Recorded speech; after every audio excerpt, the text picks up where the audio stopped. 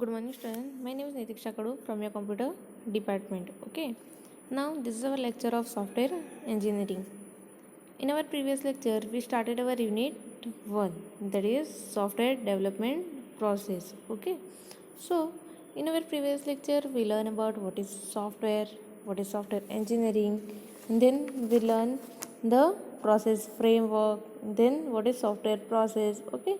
So these are all the topics that we covered in our previous lecture. Okay. So our today's topic, that is what is process model, then what is perspective process model, and what is waterfall model. Okay so आज के हमारे lecture में हम लोग ये main 3 models के बारे में पढ़ेंगे. ओके तो पहले तो हम लोग देखेंगे कि प्रोसेस मॉडल क्या होता है. सो यहाँ पे देखो, the software process model are the systematic method for controlling and coordinating the development of the software product achieving all the stated objective और goal. मतलब बेसिकली ये सॉफ्टवेयर मॉडल क्या होता है कि एक मेथड है जिससे हम लोग क्या करते हैं कि जो भी हमारा सॉफ्टवेयर डेवलपमेंट की प्रोसेस है, ओके, जो भी हम लोग सॉफ्टवेयर क्रिएट करते हैं उसको क्या करते हैं, उसको कंट्रोल करते हैं और कोऑर्डिनेट करते हैं, और हम लोग क्या अचीव करते हैं कि जो भी उसके गोल्स एंड ऑब्जेक्टिव है. फॉर एग्जांपल जब यूज़र आपको देता है कोई भी सॉफ्टवेयर डेवलप करने के लिए, तो उसका मेन गोल रहेगा एंड ऑब्जेक्टिव रहेगा, वो हम लोग को क्या करना है, अचीव करना है कि क्यों हम लोग वो सॉफ्टवेयर क्रिएट कर रहे हैं. Okay so basically software model process model क्या है कि एक सिस्टमेटिक मेथड है जिसमें हम लोग क्या करेंगे, कंट्रोल एंड कोऑर्डिनेट करेंगे किसको, जो हमारे सॉफ्टवेयर प्रोडक्ट डेवलपमेंट है उसको. ओके सो यहाँ पे देखो, ये software model provide basis for the controlling various activity required to develop and maintain the software. देखो प्रोसेस मॉडल से क्या होगा कि हम लोग डिफरेंट एक्टिविटीज़ आइडेंटिफाई करेंगे. ये एक्टिविटी किसके लिए यूज़ होगी, बेसिकली ये जो एक्टिविटीज़ है वो रिक्वायर होगी टू डेवलप अवर सॉफ्टवेयर. कोई भी सॉफ्टवेयर को डेवलप एंड मेंटेन करने के लिए जो भी एक्टिविटीज़ रिक्वायर है उसके लिए ये जो प्रोसेस मॉडल है वो बेसिस क्रिएट करता है. ओके सो ये जो सॉफ्टवेयर प्रोसेस मॉडल है वो सिंपली क्या रिप्रेजेंट करता है, वो रिप्रेजेंट करता है सॉफ्टवेयर प्रोसेस.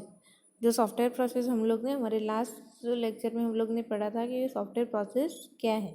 ओके तो ये जो सॉफ्टवेयर प्रोसेस मॉडल जो है वो क्या प्रोवाइड करता है, वो क्या रिप्रेजेंट करता है, हमारे सॉफ्टवेयर प्रोसेस को रिप्रेजेंट करता है. ओके सो ये जो सॉफ्टवेयर प्रोसेस है वो क्या है, सेट ऑफ एक्टिविटीज़ है. ओके वो क्या होता है, उससे हम लोग सॉफ्टवेयर प्रोडक्ट हमारा क्रिएट करते हैं. सो हम लोग सॉफ्टवेयर प्रोसेस मॉडल को कैसे डिफाइन कर सकते हैं, तो देखो यहाँ पे, और software process model is define as a strategy comprising process, method and tools layer as well as the general phases for developing the software. क्या है सॉफ्टवेयर प्रोसेस मॉडल, वो एक स्ट्रेटेजीज है, then that is the method, process और tools जिससे हम लोग क्या करते हैं, we can develop our software, जिसकी मदद से हम लोग क्या करते हैं, हमारा सॉफ्टवेयर डेवलप करते हैं. सो ये जो प्रोसेस मॉडल है फॉर द सॉफ्टवेयर इंजीनियरिंग वो डिपेंड करता है, किस पे डिपेंड करता है, nature and application of the software project. मतलब हमारा सॉफ्टवेयर प्रोजेक्ट कैसा है, उसका जो नेचर है और एप्लीकेशन, मतलब वो हम लोग कहाँ पे यूज़ कर रहे हैं, उस पर हमारा प्रोसेस मॉडल डिपेंड करता है. Okay so the process model is a blueprint of how to organise, implement, conduct and manage the software engineering process.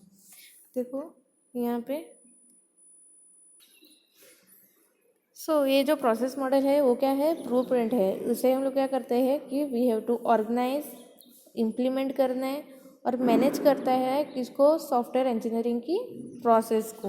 Okay so it is a blueprint for organise, implement and manage our software engineering process. Okay so software model are systematic and method for controlling and coordinating the development of the software product that achieve all the stated objective. ये statement मैंने आपको पहले ही बताया है कि जो भी हमारा सॉफ्टवेयर प्रोसेस मॉडल है वो क्या है, वो सिस्टमेटिक मेथड है जिससे हम लोग क्या करते हैं कि जो भी हमारा सॉफ्टवेयर डेवलपमेंट की प्रोसेस है उसको कंट्रोल करते हैं और कोऑर्डिनेट करते हैं, जिससे हम लोग क्या करते हैं कि जो भी हमारे सॉफ्टवेयर डेवलपमेंट के ऑब्जेक्टिव है उसको अचीव कर सकते हैं. Okay, so here you can see this is our process model. Now ये देखो यहाँ पे आपको प्रोसेस मॉडल दिख रहा है. उसमें फर्स्ट आपको कंपोनेंट दिखेंगे, that is software and components. तो कौन कौन से कंपोनेंट रहेंगे, एक तो कोड, जो भी हमारा सॉफ्टवेयर डेवलप करे उसका कोड. देन एग्जीक्यूटेबल, उसको कैसे एग्जीक्यूट करना है, ओके, उसका डिस्क्रिप्शन रहेगा. Then documentation. देन दूसरा का पार्ट है दैट इज़ कॉमन एक्टिविटीज़, मतलब जो सॉफ्टवेयर हम लोग को डेवलप कर रहे हैं, ओके, तो उसमें हम लोग को कौन सी एक्टिविटीज़ इन्वॉल्व रहेगी, that we have to identify. Okay, वो एक्टिविटीज़ यहाँ पे रहेगी. ओके, देन नेक्स्ट है प्लान्स, मतलब जो भी हम लोग सॉफ्टवेयर डेवलप कर रहे हैं उसके प्लान्स. तो यहाँ पे सॉफ्टवेयर सिस्टम डेवलपमेंट प्लान्स आएंगे. ओके, देन ऊपर है आपका work breakdown activities, then task activities and activity processes. Okay, these are the different activities. तो देखो यहाँ पे basic generic software process model है, उसमें क्या क्या रहता है, एक तो सॉफ्टवेयर एंड कंपोनेंट्स, दूसरा है प्लान्स, देन एक्टिविटीज़ जो वो सॉफ्टवेयर डेवलप करने के लिए हम लोग को रिक्वायर होगी. देन ऊपर रहेगा आपका activity processor, then task activities and work down task. Okay, so this is the software process model. Then देखो यहाँ पे हम लोग ने देखा यहाँ पे कि सॉफ्टवेयर प्रोसेस मॉडल में सेट ऑफ एक्टिविटीज़ है. ओके, तो ये यहाँ पे सम जेनरिक प्रोसेस दिए. सो यहाँ पे मेनली 5 एक्टिविटीज़ हैं जो हम लोग को सॉफ्टवेयर डेवलप करने के लिए रिक्वायर है. तो फर्स्ट एक्टिविटी कौन सी है, देखो यहाँ पे फर्स्ट है कम्युनिकेशन. नाउ कम्युनिकेशन क्या होता है, it involve the communicating among the customer and other stake holder encompass requirement gathering. देखो यहाँ पे कम्युनिकेशन में क्या रहेगा कि वहाँ पे जो भी हमारे स्टेक होल्डर है या कस्टमर्स है उसके बीच में कम्युनिकेशन होगा. तो ये कम्युनिकेशन से हम लोग क्या आइडेंटिफाई करेंगे कि फॉर एग्जांपल हम लोग कोई कस्टमर का सॉफ्टवेयर डेवलप कर रहे हैं, तो हम लोग उससे रिक्वायरमेंट गैदरिंग करेंगे, मतलब उसको सॉफ्टवेयर में उसका कौन सा पार्ट चाहिए, कौन सी इन्फॉर्मेशन चाहिए, उसका डिज़ाइन कैसा चाहिए, वो उसकी जो भी रिक्वायरमेंट है वो हम लोग कस्टमर से ले लेंगे. That is called as a requirement gathering. उसको क्या बोलते हैं, requirement gathering. So this communication that is require for the requirement gathering. The second part है planning. Now establish a plan for the software engineering work, address technical tasks, resources, work product and work schedule. देखो यहाँ पे ये second phase है हमारा planning. तो पहले हम लोग ने क्या किया, रिक्वायरमेंट गैदरिंग की कम्युनिकेशन से, मतलब यूज़र से पूछा कि आप लोग को कौन सा पार्ट चाहिए, कौन से डेटा चाहिए, मतलब कैसा आपको सॉफ्टवेयर चाहिए, ऐसा उसकी रिक्वायरमेंट हम लोग ने कलेक्ट कर दी. सेकंड में हम लोग क्या करेंगे कि वो जो उसकी रिक्वायरमेंट है उसके हिसाब से हम लोग हमारा सॉफ्टवेयर को प्लानिंग क्रिएट करेंगे. तो ये प्लानिंग में क्या क्या आएगा कि कौन से टेक्निकल टास्क है, देन कौन से वर्क प्रोडक्ट है, देन उसका शेड्यूल आएगा, और आप लोग को कौन से रिसोर्सेज चाहिए, ये सारे रहेंगे ना प्लानिंग. देन थर्ड है मॉडलिंग एंड डिज़ाइन. देन उसमें क्या होगा, encompasses the creation of model to better understand the requirement and the design. मतलब इसमें हम लोग क्या करेंगे कि जो प्लानिंग है उसके हिसाब से हमारे सॉफ्टवेयर का क्या करेंगे, डिज़ाइन प्रिपेयर करेंगे. So we have to create a design according to requirement of the user. Then what is the fourth step? That is construction और कोड. देखो फर्स्ट पार्ट हम लोग ने क्या किया, पहले रिक्वायरमेंट गैदरिंग, सेकेंड में हम लोग ने प्लानिंग प्रिपेयर किया, थर्ड में हम लोग ने क्या किया, उसका मॉडल प्रिपेयर किया. फोर्थ पार्ट क्या रहेगा, एक्चुअल कोडिंग. सो इसमें क्या होगा, it combine the code generation and testing to uncover the errors. Fourth part में हम लोग क्या करेंगे कि जो हम लोग ने सॉफ्टवेयर हमारा हम लोग ने प्रिपेयर करने वाले उसका एक्चुअल कोडिंग करेंगे और जो कोडिंग रहेगा उसका टेस्टिंग करेंगे. टेस्टिंग से क्या होगा कि जो भी उसमें एरर्स होगी वो हम लोग अनकवर करेंगे. ओके. देन फिफ्थ है that is deployment. Now deployment क्या है, it involve delivery of the software to the customer for the evolution of feedback. मतलब इसमें हम लोग क्या करेंगे कि जो भी हम लोग ने सॉफ्टवेयर प्रिपेयर किया है वो कस्टमर को डिलीवर करेंगे और वो क्या करेंगे, उसका वो कस्टमर रहेगा हमारा, वो इवल्यूट करेगा हमारे सॉफ्टवेयर को और फीडबैक देगा. ओके. सो ये बेसिकली 5 एक्टिविटीज़ है हमारे प्रोसेस मॉडल की. तो फर्स्ट एक्टिविटी हम लोग ने कम्युनिकेशन देखा, वो उसमें क्या होता है, रिक्वायरमेंट गैदरिंग. सेकंड क्या देखा हम लोग ने, प्लानिंग. प्लानिंग में हम लोग जो भी हमारा सॉफ्टवेयर डेवलप कर रहे हैं उसका प्लान प्रिपेयर करते हैं. Okay. Schedule, resources, task.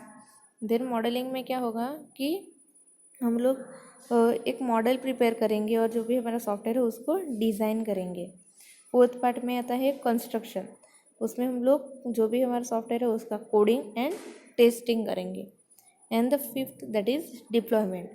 Here we have to deliver our software to the customer for the evolution and feedback. Okay. So ये है क्या है हमारा सिंपल प्रोसेस मॉडल. तो प्रोसेस मॉडल से बेसिकली होता क्या है कि प्रोसेस मॉडल से हम लोग कंट्रोल एंड कोऑर्डिनेट करते हैं जो भी हमारी सॉफ्टवेयर डेवलपमेंट की प्रोसेस है उसको. तो उससे क्या होगा कि सारे जो गोल्स एंड ऑब्जेक्टिव्स हैं हमारे सॉफ्टवेयर डेवलपमेंट के that we can achieve. Okay. So समझ में है what is process model. Then second model that is prescriptive process model. Prescriptive process model that is our second model. Okay. तो prescriptive process model क्या है कि software process model क्या represent करता है, फर्स्ट तो description of the process from particular prospective. Okay. So a prospective process a prescriptive process model that is define a distinct set of activities, action and task and milestone and work product that are required to engineer high quality software. देखो यहाँ पे हमारा second model है that is prescriptive process model. Okay. तो prescriptive process model क्या represent करता है, वो क्या डिस्क्राइब करता है सम पर्टिकुलर प्रोसेस को in a particular prospective. Okay. So ये मॉडल क्या डिफाइन करता है कि डिफरेंट एक्टिविटीज़, देन टास्क है, एक्शंस है, देन वर्क प्रोडक्ट है जो रिक्वायर है किसके लिए, to create a high quality of software. मतलब फॉर एग्जांपल आपको आपके सॉफ्टवेयर की क्वालिटी एकदम इम्प्रूव करनी है, you have to make the quality of the software very high. Then ये मॉडल क्या डिस्क्राइब करता है कि एक्टिविटीज़, टास्क, एक्शन जो रिक्वायर है हम लोग को, मतलब कोई भी सॉफ्टवेयर को बेटर बनाने के लिए, उसकी क्वालिटी इम्प्रूव करने के लिए कौन सी एक्शंस, टास्क चाहिए, वो डिस्क्राइब कौन करता है, this prospective process model. Okay. So जो ये एक्टिविटीज़ है तो prospective process model activities define करता है. ओके. मैंने अभी बताया. तो ये एक्टिविटी कैसी हो सकती है, तो ये एक्टिविटी लीनियर हो सकती है, इंक्रीमेंटल हो सकती है, देन इवोल्यूशनरी हो सकती है. Okay. So process element are the work product, then framework activities, then quality assurance, then that is action, task and control mechanism. So basically prospective prescriptive process model जो है वो क्या एक्टिविटीज़ डिफाइन करता है ना। तो ये जो एक्टिविटीज़ मैंने बताया कि वो लीनियर, इंक्रीमेंट और इवोल्यूशनरी हो सकती है। ओके, तो हम लोग ये जो हमारा प्रिस्क्रिप्टिव प्रोसेस मॉडल है उसको कैसे डिफाइन कर सकते हैं। तो देखो यहाँ पे A prescriptive process model is defined as a how to do according to the certain software process system।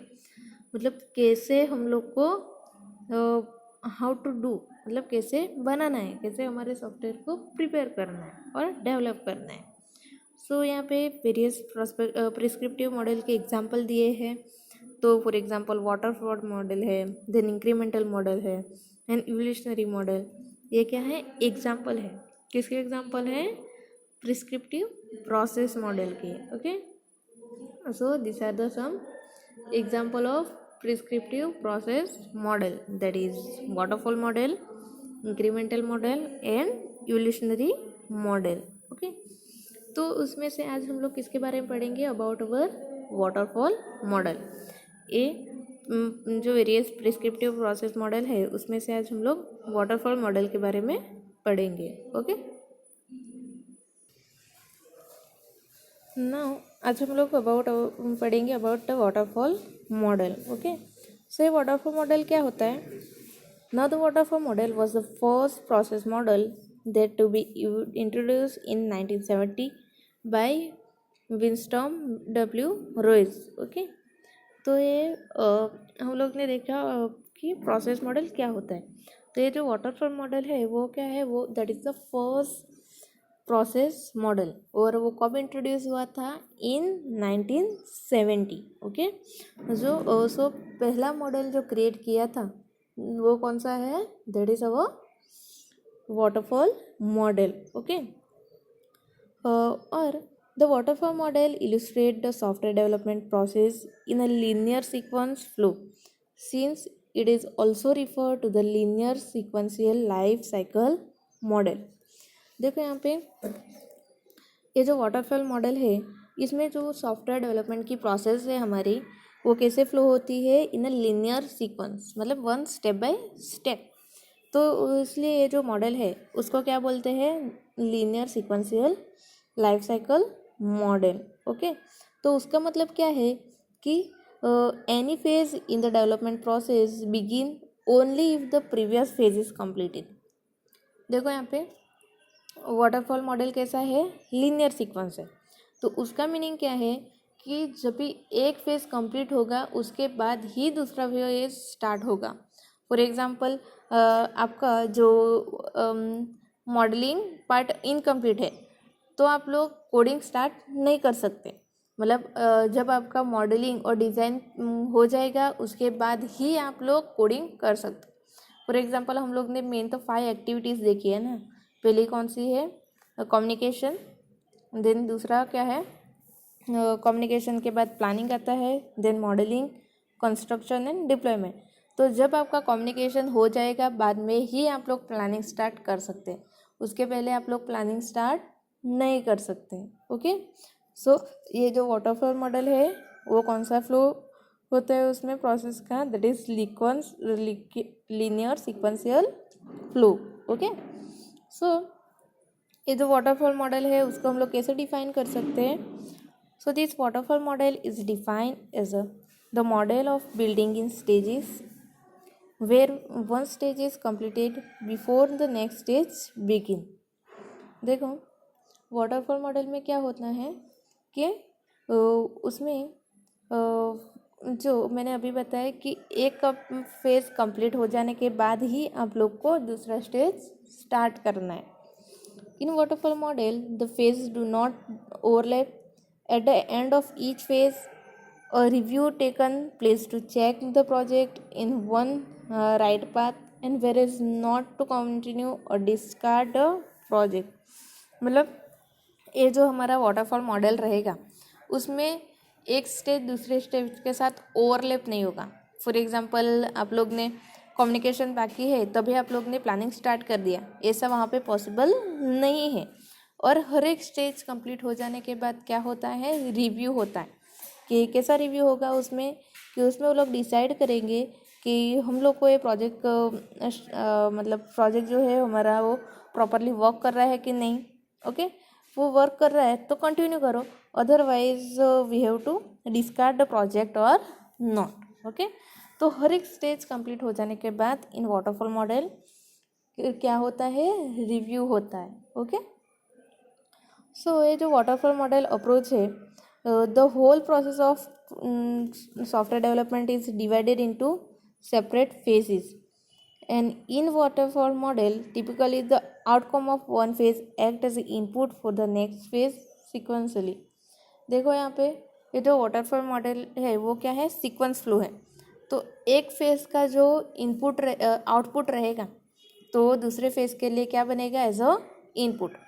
For example आपका कम्युनिकेशन फेज है तो उसमें हम लोग ने क्या लिया कि यूज़र से रिक्वायरमेंट गैदरिंग की, तो ये उसका क्या हो गया, आउटपुट हो गया, क्या, रिक्वायरमेंट गैदरिंग.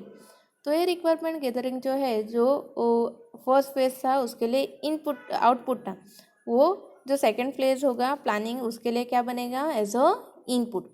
सो ये जो रिक्वायरमेंट गैदरिंग है उससे उसके अकॉर्डिंग हम लोग क्या करेंगे, प्लानिंग प्रिपेयर करेंगे ना.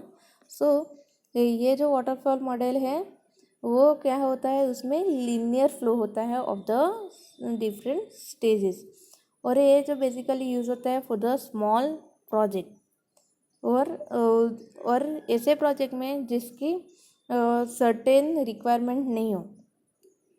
बेसिकली जो वाटरफॉल मॉडल है वो जो कोई भी स्मॉल सॉफ्टवेयर रहेगा उसके लिए यूज़ होता है, और ऐसे सॉफ्टवेयर में यूज़ होता है कि जिसमें कोई बीच में ऐसा नहीं आप लोग के सॉफ्टवेयर प्रिपेयर कर रहे हो और उसके बीच में कोई उसके यूज़र की नई रिक्वायरमेंट आ जाए. ओके, तो ऐसे प्रोजेक्ट के लिए वो यूज़ नहीं होता है. हाँ, तो देखो यहाँ पे जो हमारा वाटरफॉल मॉडल रहेगा उसके डिफरेंट फेज कौन कौन से हैं. फर्स्ट मैंने बताया यहाँ पे कम्युनिकेशन. ओके, देन सेकेंड है planning, then third modelling, construction and development. तो पहले कम्युनिकेशन में हम लोग क्या करेंगे कि वी हैव टू प्रोजेक्ट को इनिशियलाइज करना है, मतलब हमारा कोई भी प्रोजेक्ट है उसका स्टार्टिंग करना है.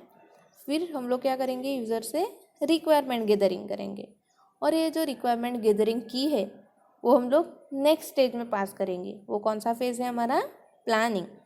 तो प्लानिंग में क्या होगा कि जो कम्युनिकेशन से हम लोग ने रिक्वायरमेंट गैदरिंग की उसके अकॉर्डिंग हम लोग क्या करेंगे, एस्टिमेटिंग करेंगे, देन स्कीड्यूलिंग एंड ट्रैकिंग करेंगे. ओके, और ये प्लानिंग सेकेंड फेज़ में हम लोग ने जो भी स्कीड्यूल प्रिपेयर किया है, एस्टिमेट प्रिपेयर किया है, उसके डिपेंडेंट हम लोग थर्ड फेज़ में क्या करेंगे, डिज़ाइन एंड एनालिसिस करेंगे. थर्ड फेज़ कौन सा है हम लोग, हमारा मॉडलिंग, उसमें हम लोग डिज़ाइन प्रिपेयर करेंगे. उसके बाद आता है next stage, that is fourth one. तो उसमें हम लोग क्या करेंगे कि जो भी हम लोग डिज़ाइन हम लोग ने प्रिपेयर किए हैं उसके हिसाब से कोडिंग करेंगे और टेस्टिंग करेंगे. और at the last stage that is deployment, हम लोग हमारा जो भी सॉफ्टवेयर है वो हम लोग कस्टमर को डिलीवर करेंगे. तो यहाँ पे हम लोग ने देखा कि एक प्रोजेक्ट का डेटा हम लोग एक स्टेज का डेटा हम लोग दूसरे स्टेज में पास कर रहे हैं एज अ इनपुट. ओके, तो इसमें क्या होता है, स्टेप बाय स्टेप एक एक स्टेज कंप्लीट होता है, और एक स्टेज कंप्लीट हो जाने के बाद ही हम लोग दूसरा स्टेज स्टार्ट कर सकते हैं. ओके, समझ में आया वाटरफॉल मॉडल. तो अभी हम लोग देखते हैं कि different different phase of our waterfall model. तो फर्स्ट फेज हम लोग ने देखा कि कम्युनिकेशन. तो कम्युनिकेशन में क्या होगा कि उसमें मेजर टास्क परफॉर्म होगा, जो हम लोग ने यहाँ पे देखा. उसमें कौन कौन से टास्क होंगे, एक तो रिक्वायरमेंट गैदरिंग, मतलब हम लोग यूज़र से उसकी रिक्वायरमेंट लेंगे कि उनको उनका सॉफ्टवेयर में कौन कौन से पार्ट चाहिए, क्या क्या रिक्वायरमेंट है. Okay, so once all the need of the customer are gathered, the next step is planning.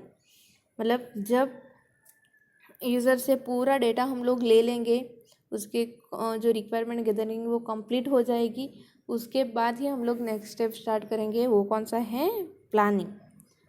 So planning में क्या होगा कि in planning the major activities like for scheduling, then keeping track on the process and the estimate related to the project are done.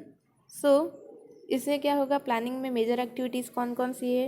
एक तो scheduling, मतलब हमारा जो software project है उसका स्केड्यूल प्रिपेयर करना है। दूसरा कि जो भाई हमारे प्रोसेस है उसको ट्रैकिंग करना है, ओके, वो कंप्लीट हो गया, उसका स्टेटस क्या है वो। देन थर्ड रहेगा एस्टिमेशन। एस्टिमेशन में मतलब रिसोर्स कौन कौन से चाहिए, उसका कॉस्ट कितना लगेगा, ये सारा प्लानिंग होता है, ओके। सो जब प्लानिंग कंप्लीट हो जाएगा उसके बाद हम लोग क्या करेंगे, हमारा नेक्स्ट स्टेज स्टार्ट करेंगे, दैट इज मॉडलिंग। सो यहाँ पे देखो थर्ड फेज है modelling. So this is the one of the important phase of the architecture of the system is design in this phase. So यहाँ पे क्या क्या होगा कि analysis is carried out and depending on the analysis the software model is design. देखो modelling क्या है, that is the very important stage phase as the, उसमें क्या होता है कि जो भी हमारा सॉफ्टवेयर है उसका आर्किटेक्चर डिज़ाइन होता है। सो उसमें क्या होगा, एनालिसिस प्रिपेयर होगा और बेस्ड ऑन दिस एनालिसिस कि सॉफ्टवेयर मॉडल डिज़ाइन होता है, ओके। सो यहाँ पे हम लोग डिफरेंट मॉडल्स यूज़ कर सकते हैं according to the user requirement, मतलब यूज़र की जो भी रिक्वायरमेंट है उसके हिसाब से हम लोग मॉडल प्रिपेयर करेंगे। देन नेक्स्ट पेज है हमारा कंस्ट्रक्शन। ना कंस्ट्रक्शन में जो भी एक्चुअल कोडिंग है वो होता है, और कोडिंग हो जाने के बाद हम लोग उसमें जो टेस्ट है उसका वो करेंगे। और एक कोडिंग जो है वो किस पे डिपेंड करना है कि जो हम लोग ने डिज़ाइन प्रिपेयर किया हमारे थर्ड स्टेज में उसके रिलेटेड वो कोडिंग होनी चाहिए, ओके। और हम लोग उसमें जो भी एरर है वो अनकवर करेंगे। देन फिफ्थ स्टेज है, that is the last phase of the product is actually rolled out and deliver and install the customers and support is given if require. देखो यहाँ पे फिफ्थ स्टेज में क्या होगा कि जो भी हम लोग ने सॉफ्टवेयर एक्चुअली प्रिपेयर किया है वो हम लोग कस्टमर को डिलीवर करेंगे, और वो कस्टमर के जो कस्टमर के सिस्टम है उसमें इंस्टॉल करेंगे। और उनको फॉर एग्जांपल वो इंस्टॉलेशन में या उसमें कोई भी सपोर्ट चाहिए तो हम लोग उसको प्रोवाइड करेंगे और इंश्योर करेंगे और उनसे फीडबैक लेंगे, कस्टमर से फीडबैक लेंगे कि वो उसकी क्वालिटी कैसी है या वो उनके रिक्वायरमेंट के हिसाब से है कि नहीं है, okay. So this are the phases of our waterfall model, that is communication, planning, modelling, construction and deployment. और यहाँ पे क्या होगा कि एक फेज़ कंप्लीट हो जाने के बाद ही हम लोग नेक्स्ट फेज़ स्टार्ट कर सकते हैं। देन नेक्स्ट है एडवांटेजेस ऑफ वाटरफॉल मॉडल। ना वाटरफॉल मॉडल के एडवांटेजेस क्या क्या है। Now the way of structuring different activities in a software project with waterfall model appears simply easy and logical। देखो यहाँ पे कि जो वाटरफॉल मॉडल है उसमें जो भी डिफरेंट डिफरेंट एक्टिविटीज़ है उसका जो स्ट्रक्चरिंग है वो कैसा हो जाता है, simple, easy and logical, and every step in this model produce a concrete detailable such as a requirement document, code, etc। मतलब यहाँ पे क्या होगा कि वाटरफॉल मॉडल जो है बेसिकली वो लीनियर है, तो हर एक स्टेज क्या होगा कि उसमें हम लोग को कुछ ना कुछ हम लोग फॉर एग्जांपल उसका डिलीवर करते हैं क्या क्या। एक तो रिक्वायरमेंट गैदरिंग है, रिक्वायर डॉक्यूमेंट, मतलब फॉर एग्जांपल हमारा प्लानिंग फेज़ है तो उसके लिए हमारा कौन सा रिक्वायर डॉक्यूमेंट क्या होगा कि जो जो हम लोग ने यूज़र से रिक्वायरमेंट गैदरिंग की है वो, ओके। देन नेक्स्ट एडवांटेज क्या है, it provide a simple measure of development status, process from one phase two next phase, indicate achievement of the important milestone. देखो यहाँ पे इसमें क्या होगा कि जो भी हमारा वाटरफॉल मॉडल है उसमें जो डेवलपमेंट स्टेटस है वो हम लोग सिंपली मेज़र कर सकते हैं, क्योंकि एक फेज़ का जो हम उसमें हम लोग क्या करते हैं, हर एक फेज़ के बाद रिव्यू लेते हैं तो हम लोग को उसकी अचीवमेंट आइडेंटिफाई कर सकते हैं or important milestone we can also identify. Then next है waterfall model. Next advantage, it arrange task easy and simply.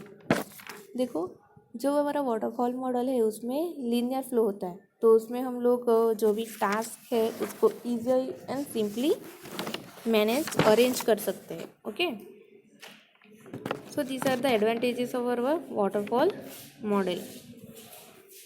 Then उसके एडवांटेज है तो वाटरफॉल मॉडल के सम डिसएडवांटेज भी है.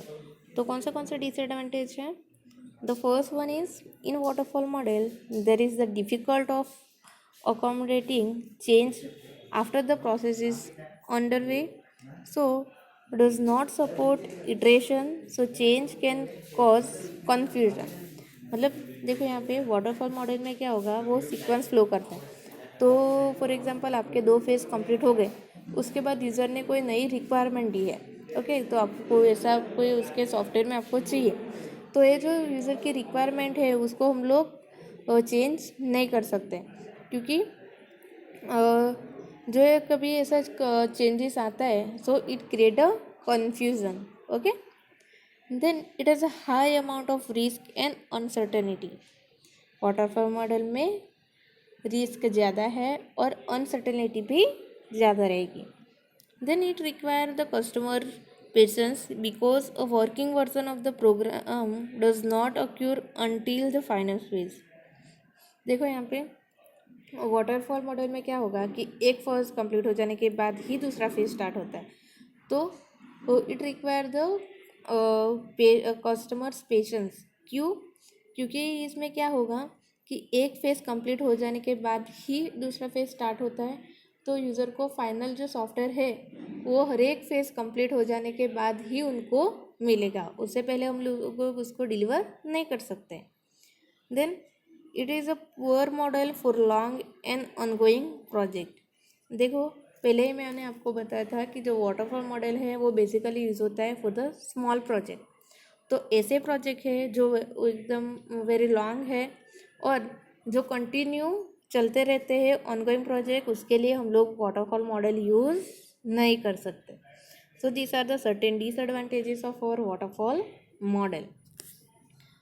सो आज के लेक्चर में हम लोग ने क्या पढ़ा? हम लोग ने पढ़ा what is process model, then we see the prescriptive model and what is waterfall model. Okay, so I hope you all understand our today's topic.